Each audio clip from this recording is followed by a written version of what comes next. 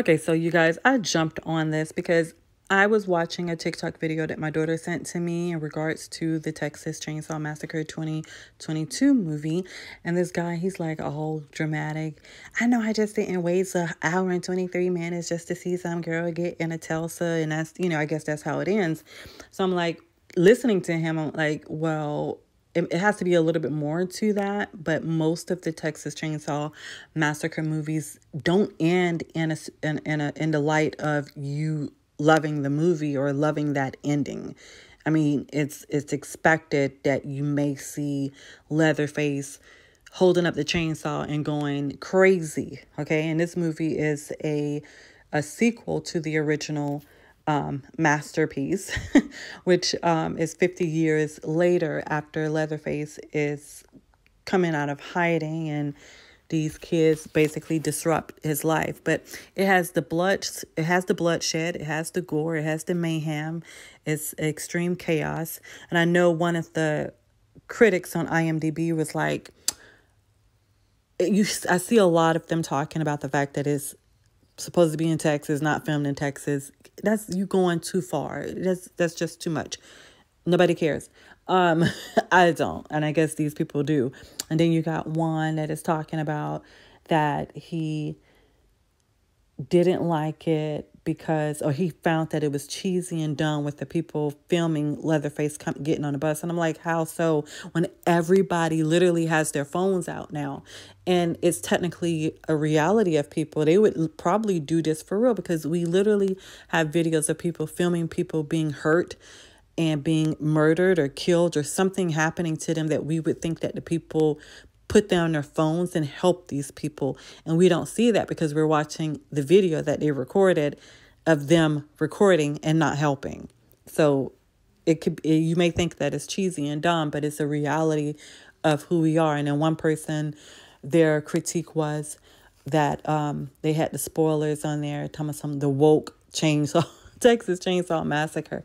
So I'm like, it's a lot of people evidently hating on the fact that this is a woke movie about how dumb we are with our cell phones, how reliable we are with our cell phones, and wanting to be on social media, filming and being a part of this whatever type of society we live in right now.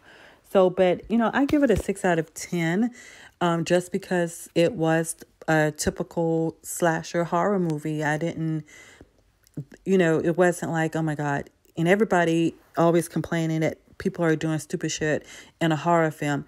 That is what they do. They do stupid shit in a horror film.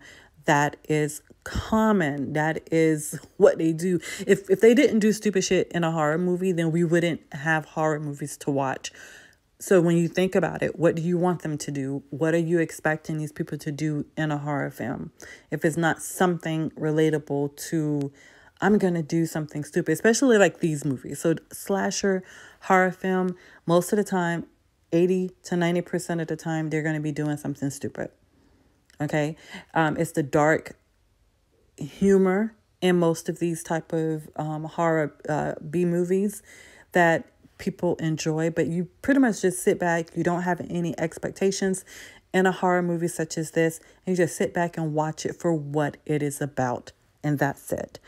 And that's what I watched it for. The only reason why I give it a 6 and nothing higher would be because of the storyline. I don't like the fact that the kids coming, or adults, they look like kids, coming to gentrify the area, and then they get the lady taken out of her home.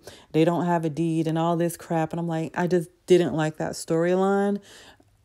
I didn't, of course, you never really feel a connection to most of the characters. I did feel a somewhat connection to Sally, because Sally is the character that we met in a 1973-74 movie that we see in this one. And people never, I think that they show people who are not the serial killer hesitating in these movies because they're not killers. They're not people that don't think. They're not people that wouldn't not hesitate. They will hesitate because they're humans. They are, and even though the killer is a human somewhat, he's technically really a monster.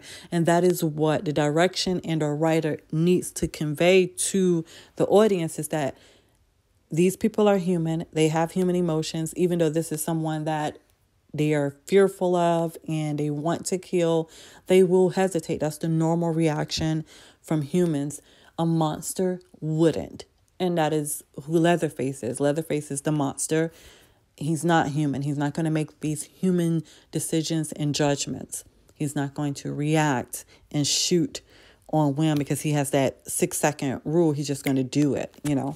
So, I mean, 6 out of 10 based on the fact that it wasn't like something that really grabbed me. Like, oh, this is awesome. And it was just a horror movie to watch at the last minute. And I didn't even know. I thought I was on Netflix earlier, but I didn't see this movie, but I did see it just now. So I don't know if you guys have watched it or you're going to watch it. But as far as I'm concerned, it was a typical slasher horror film. 6 out of 10. You know, it's watchable. You know, if you like the Texas Chainsaw Massacre movies, I know a lot of people don't like the fact that they're continuing taking from classic horror movies. The originals generally are always the best and will always be the best. And that's just the way it is, especially when it came out, and the direction and the film, the cinematography of the film and everything. We have more respect for those movies because of when they came out. So, I mean, it is what it is, but I enjoyed it. And I'm not a Leatherface fan, so bye.